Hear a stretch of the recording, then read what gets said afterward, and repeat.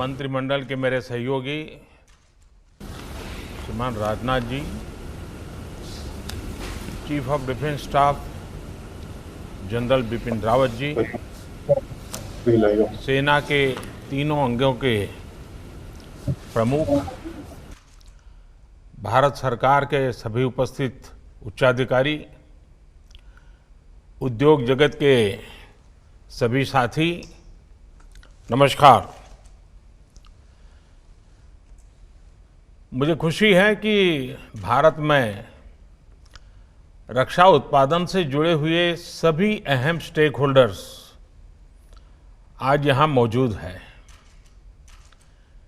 इस सेमिनार के आयोजन के लिए रक्षा मंत्री राजनाथ जी और उनकी पूरी टीम को मैं बहुत बहुत बधाई देता हूं।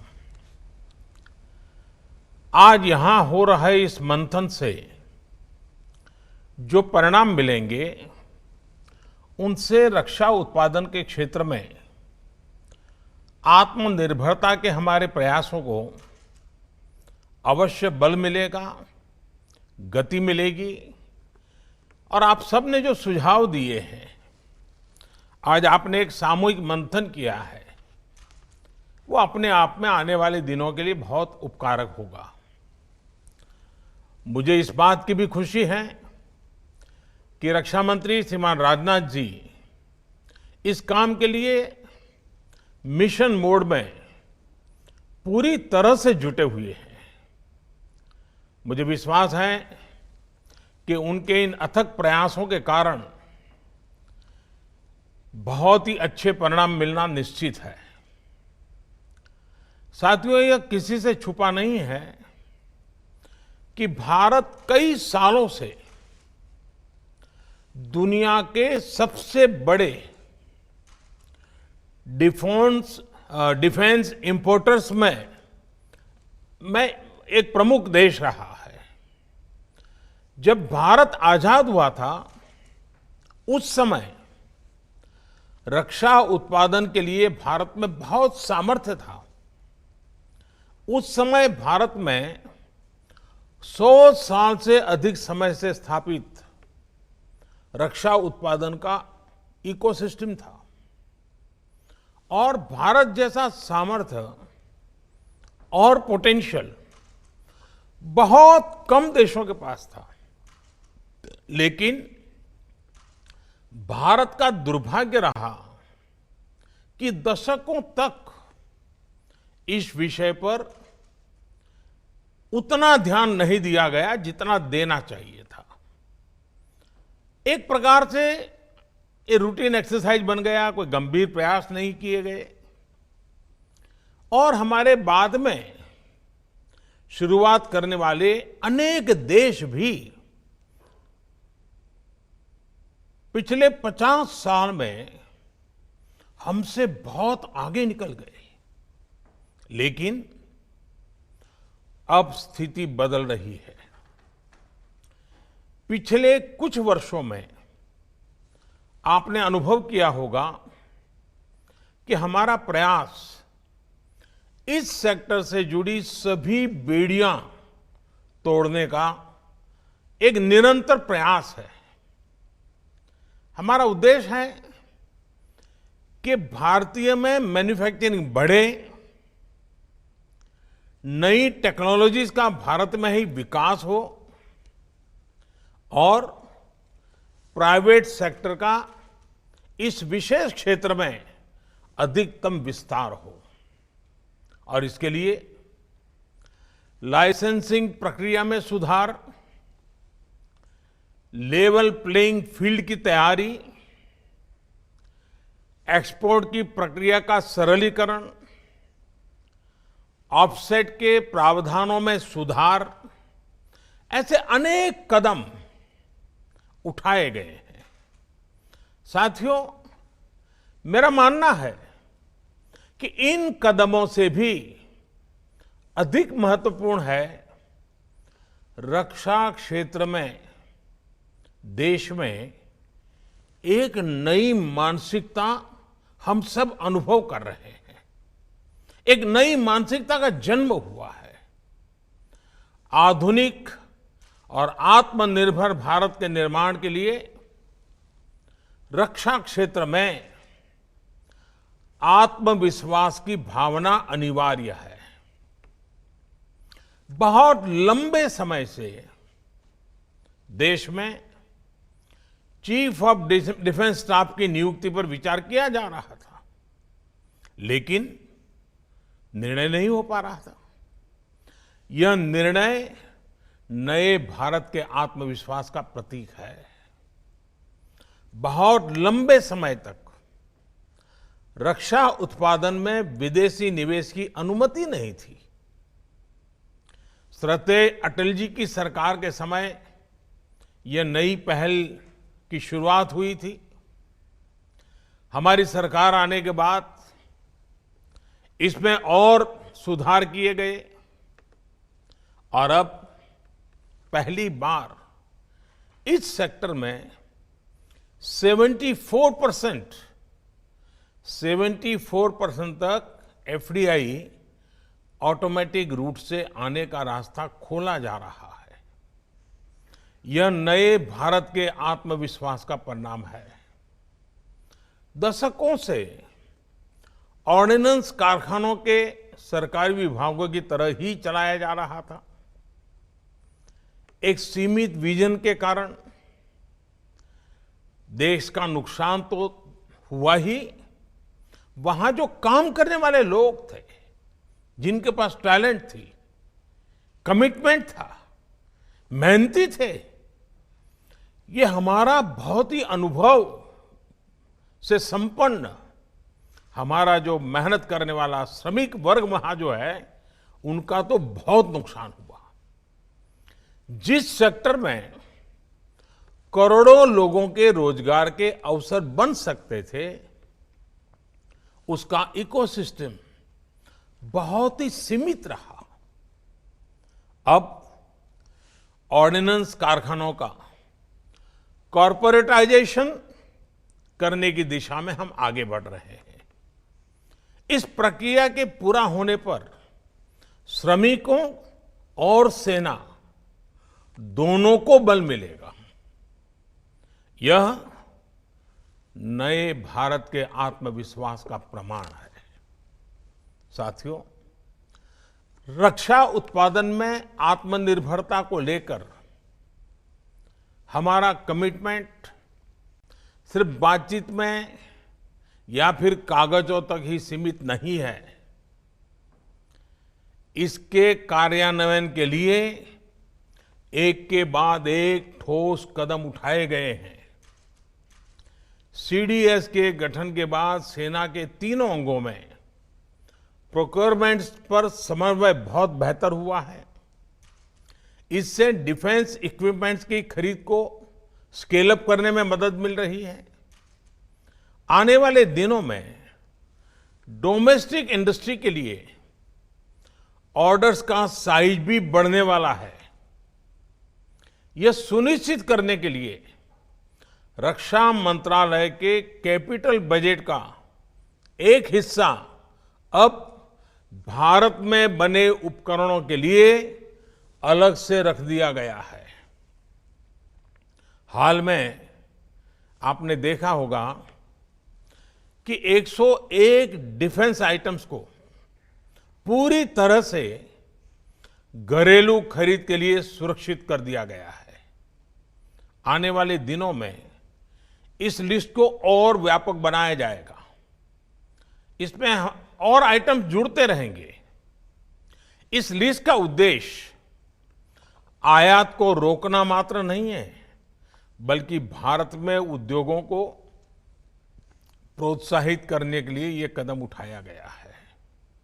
इससे आप सभी साथियों को, चाहे वो प्राइवेट सेक्टर हो, पब्लिक सेक्टर हो, एमएसएमई हो, स्टार्टअप हो, सभी के लिए सरकार की भावना और भविष्य की संभावना अब आपके सामने ब्लैक एंड व्हाइट में क्लियर है। इसके साथ हम प्रोक्योरमेंट प्रक्रिया को स्पीड अप करने के लिए टेस्टिंग की व्यवस्था को स्ट्रीमलाइन करने के लिए और क्वालिटेटिव रिक्वायरमेंट्स को रेशनलाइज करने के लिए भी लगातार काम कर रहे हैं। और मुझे खुशी है कि इन सभी प्रयासों को सेना के तीनों अंगों का बहुत ही कोऑर्डिनेटेड रूप में बहुत ही सहयोग है, एक प्रकार से प्रोएक्टिव भूमिका है। साथियों, आधुनिक उपकरणों में आत्मनिर्भरता के लिए टेक्नोलॉजी अपग्रेडेशन जरूरी है। जो उपकरण आज बन रहे हैं उनका नेक्स्ट जनरेशन तैयार करने पर काम करना भी आवश्यक है। और इसके लिए डीआरडीओ के अलावा प्राइवेट सेक्टर में और एकेडमिक इंस्टीट्यूशंस में भी रिसर्च और इनोवेशन को प्रोत्साहित किया जा रहा है। टेक्नोलॉजी ट्रांसफर की सुविधा से हटकर फॉरेन पार्टनर्स के साथ जॉइंट वेंचर्स के माध्यम से को प्रोडक्शन के मॉडल पर बल दिया जा रहा है। भारत के मार्केट साइज को देखते हुए हमारे फॉरेन पार्टनर्स के लिए अब भारत में ही प्रोडक्शन करना सबसे उत्तम विकल्प है। साथियों, हमारी सरकार ने शुरू से ही रिफॉर्म, परफॉर्म एंड ट्रांसफॉर्म इस मंत्र को लेकर के हमने काम किया है। रेड टेपिज्म कम करना और रेड कारपेट बिछाना, यही हमारा प्रयास रहा है। ईज ऑफ डूइंग बिजनेस को लेकर 2014 से अब तक जो सुधार किए गए हैं उनका परिणाम पूरे विश्व ने देखा है। Intellectual property, taxation, insolvency and bankruptcy, यहां तक कि स्पेस और एटॉमिक एनर्जी जैसे बहुत कठिन और जटिल ऐसे जो विषय माने जाते हैं उन विषयों पर भी हमने रिफॉर्म्स करके दिखाए हैं। और आप तो अब भली भांति जानते हैं, पिछले दिनों लेबर लॉज में रिफॉर्म्स का सिलसिला भी लगातार जो शुरू हुआ है, चल रहा है। कुछ साल पहले तक इस प्रकार के विषयों पर सोचा भी नहीं जाता था और आज ये रिफॉर्म्स जमीन पर उतर चुके हैं। रिफॉर्म्स का यह सिलसिला थमने वाला नहीं है। हम आगे बढ़ते ही जाने वाले हैं और इसलिए न थमना भी है और न थकना भी है। न मुझे थकना है, न आपको थकना है। हमें आगे भी आगे बढ़ते रहना है और हमारी तरफ से मैं आपको बताता हूं, यह हमारा कमिटमेंट है। साथियों, जहां तक इंफ्रास्ट्रक्चर की बात है, जो डिफेंस कॉरिडोर पर तेजी से काम चल रहा है, उत्तर प्रदेश और तमिलनाडु सरकारों के साथ मिलकर state of the art infrastructure तैयार किया जा रहा है। इसके लिए आने वाले 5 सालों में 20,000 करोड़ रुपए के निवेश का लक्ष्य रखा गया है। एमएसएमई और स्टार्टअप से जुड़े एंटरप्राइज लीडर्स को प्रोत्साहित करने के लिए आईडेक्स की जो पहल की गई थी, उसके भी अच्छे परिणाम मिल रहे हैं। इस प्लेटफॉर्म के माध्यम से 50 से अधिक स्टार्टअप्स ने सैन्य उपयोग के लिए टेक्नोलॉजी और प्रोडक्ट्स को विकसित किया है। साथियों, मैं एक और बात आपके सामने खुले मन से रखना चाहता हूं। आत्मनिर्भर भारत का हमारा संकल्प इनवर्ड लुकिंग नहीं है। ग्लोबल इकोनॉमी को ज्यादा रेजिलिएंट, ज्यादा स्टेबल बनाने के लिए, विश्व में शांति के लिए एक सक्षम भारत का निर्माण ही इसका लक्ष्य है। यही भावना डिफेंस मैन्युफैक्चरिंग में आत्मनिर्भरता के लिए भी है। भारत में अपने कई मित्र देशों के लिए रक्षा उपकरण का एक भरोसेमंद सप्लायर बनने की क्षमता है। इससे भारत की स्ट्रेटेजिक पार्टनरशिप को और बल मिलेगा और हिंद महासागर क्षेत्र में भारत की नेट सिक्योरिटी प्रोवाइडर की भूमिका और सुदृढ़ होगी। साथियों, सरकार के प्रयास और प्रतिबद्धता आप सभी के सामने है। अब आत्मनिर्भर भारत के संकल्प को हमें मिलकर के इसे सिद्ध करना है। चाहे प्राइवेट सेक्टर हो या पब्लिक सेक्टर हो या फिर हमारे फॉरेन पार्टनर्स, आत्मनिर्भर भारत सभी के लिए विन विन संकल्प है। इसके लिए आपको एक बेहतर इकोसिस्टम देने के लिए हमारी सरकार प्रतिबद्ध है। यहां आपकी तरफ से जो भी सुझाव आए हैं वे बहुत ही उपयोगी सिद्ध होने वाले हैं और मुझे बताया गया है कि defence production and export promotion policy का ड्राफ्ट सभी स्टेक होल्डर्स के साथ साझा किया गया है। आपके फीडबैक से इस पॉलिसी को जल्द से जल्द लागू करने में मदद मिलेगी। यह भी जरूरी है कि आज का ये सेमिनार एक वन टाइम इवेंट न रहे, बल्कि आगे भी ऐसे आयोजन होते रहें। इंडस्ट्री और सरकार के बीच लगातार विचार विमर्श और फीडबैक की स्वाभाविक कल्चर बननी चाहिए। मुझे विश्वास है कि ऐसे सामूहिक प्रयासों से हमारे संकल्प सिद्ध होंगे। मैं फिर एक बार आप सबने समय निकाला, आत्मनिर्भर भारत बनाने के लिए आत्मविश्वास के साथ आप जुटे। मुझे विश्वास है कि आज जो संकल्प हम सब ले रहे हैं, इसको पूर्ण करने में हम सब अपनी अपनी जिम्मेवारी बहुत अच्छे ढंग से निभाएंगे। मैं फिर एक बार आप सभी को बहुत बहुत शुभकामनाएं देता हूं। बहुत बहुत धन्यवाद। नमस्कार, मैं हूं मानक गुप्ता। अगर आपको हमारा ये वीडियो पसंद आया हो तो इसे लाइक और शेयर जरूर करें और हाँ, हमें सब्सक्राइब और फॉलो करना ना भूलें ताकि आप देश और दुनिया की कोई खबर मिस ना करें। तो जुड़े रहिए हमारे साथ और देखते रहिए न्यूज़ 24।